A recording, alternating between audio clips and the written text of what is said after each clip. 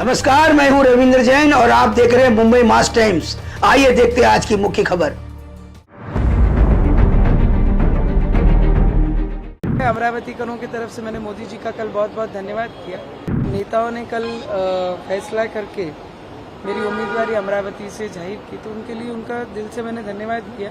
अब की बार 400 पार और 400 में एक अमरावती हो, इसके लिए जितने भी एनडीए के घटक है वो मोदी जी के सपने के लिए और अमरावती के विकास के लिए सब एकजुट होकर एक मंच पे आकर एक साथ काम करें। लोगों ने खुद मुझे आशीर्वाद दिया जब 2019 में एक सुनामी चल रही थी, उसके बीच मुझे आशीर्वाद दिया गया अमरावती में, और आज एक सिंबल के साथ अमरावती में उतरूंगी। तो मुझे लगता है ये अमरावतीकरों की ही इच्छा थी। मैंने पिछले 5 वर्षों से एज ए एनडीए के एक घटक करके अमित शाह जी, हमारे नरेंद्र मोदी जी, देवेंद्र फडणवीस जी, नड्डा साहब और बावनकुळे साहब, हमारे जो नेता जिनको बोला है, उनके ही विचारों पे मैं पिछले 12-13 वर्षों से काम कर रही हूँ। और जिनको नेता माना और उनके आगे मुझे नहीं लगता है कार्यकर्ता कोई जाता है। और नेताओं ने कल फैसला करके मेरी उम्मीदवारी अमरावती से जाहिर की, तो उनके लिए उनका दिल से मैंने धन्यवाद किया। क्योंकि अमरावतीकरों की आंखों में मैंने बहुत दिनों से, बहुत समय से देख रही हूँ कि उनकी इच्छाएं, क्योंकि जब से लोकसभा शुरू हुई है तब से आज तक कभी भी कमल अमरावती जिले में बैलेट पे नहीं आया है। तो उनकी इच्छा हमेशा से थी कि देश के साथ जब देश की एक उम्मीद चलती है तो अमरावती में भी वही सिंबल आए। मुझे लगता है अमरावतीकरों की तरफ से मैंने मोदी जी का कल बहुत बहुत धन्यवाद किया। कल रात में अर्जेंट में पहले सीट डिक्लेयर होती है और फिर जाके प्रवेश करते हैं, और आज मैं देवेंद्र जी को मिलने आई हूँ, दादा को अमर। तो यहाँ से मैं दिल्ली जाऊँगी। स्थानीय स्तर पर जो भाजपा के सहयोगी दल हैं उनका विरोध भी देखने को मिल रहा है। वो नाराज है, आपको टिकट मिल गया, उनके नहीं, या उनके मुझे लगता है रवि जी भी एक एनडीए के घटक करके 2014 से देवेंद्र जी के साथ थे। ऑपोजिशन में जब आई सरकार तब भी रवि जी देवेंद्र फडणवीस जी के साथ थे। तो हम ऐसे घटक हैं कि समय आया तो साथ रहो और समय खराब है तो छोड़ दो, ऐसे घटकों में से हम नहीं हैं। पर फिर भी मैंने सभी को विनती की, क्योंकि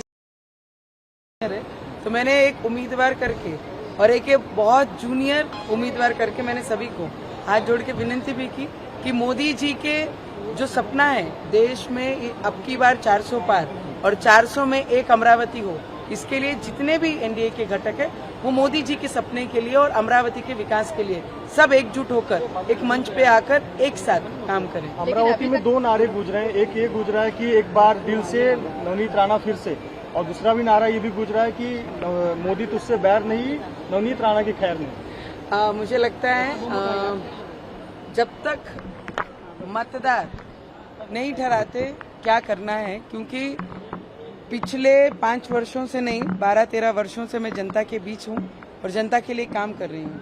तो मुझे लगता है एक बहू के नाते भी और उस क्षेत्र में कंटिन्यू लोगों के बीच लोगों की सेवा करते हुए लोगों ने खुद मुझे आशीर्वाद दिया जब 2019 में एक सुनामी चल रही थी, उसके बीच मुझे आशीर्वाद दिया गया अमरावती में, और आज एक सिंबल के साथ अमरावती में उतरूंगी। तो मुझे लगता है ये अमरावतीकरों की ही इच्छा थी जो मेरे रूप में अमरावती में आई है।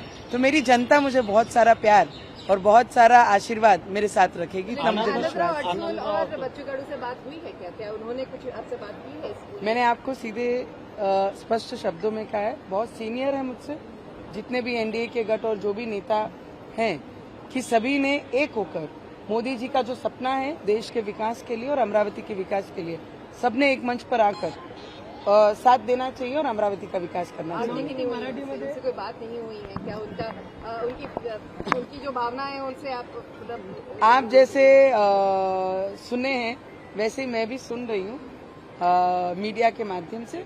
पर हमारी कोशिश जरूर रहेगी कि हम सब साथ में आकर मंच पे मोदी जी के सपने के लिए और इस बार 400 पार के लिए काम करें। तो एनडीए के उम्मीदवार के लिए बहुत मुश्किल होने वाला है, टफ होने वाला है। आप उधर रहेंगे, एक बार कितना कॉन्फिडेंस है, कितना वोटों से जीतेंगे? वोट तो मेरे मतदार ठहराएंगे। मैंने काम किया है, मैं काम लेके मेरे लोगों के बीच में जाऊंगी और एक बहू के नाते भी और कंटिन्यू क्षेत्र में लोगों की सेवा की है मैंने, तो लोगों का आशीर्वाद और प्रेम मेरे साथ हमेशा रहेगा, इतना मुझे कॉन्फिडेंस है। एक मामला आपका कास्ट सर्टिफिकेट का कोर्ट में लंबित है और हो सकता है सुप्रीम कोर्ट में फैसला भी आए, क्या वो सेटबैक हो सकता है आपके लिए? उसके लिए आप तैयार हैं? क्या कुछ होगा? देखिए, नारी के साथ संघर्ष है, ये हमने जन्म से पहले ही हम संघर्ष लेके आते हैं और वो संघर्ष में करते करते 12-13 वर्ष इस क्षेत्र में मैंने पूरा किया है और आगे भी संघर्ष की हमेशा तैयारी रखती हूँ। आखिरी सांस तक नारी को संघर्ष रहता है और संघर्ष हमेशा के लिए तैयार रहती हूँ और उसको सामना करते रहती हूँ।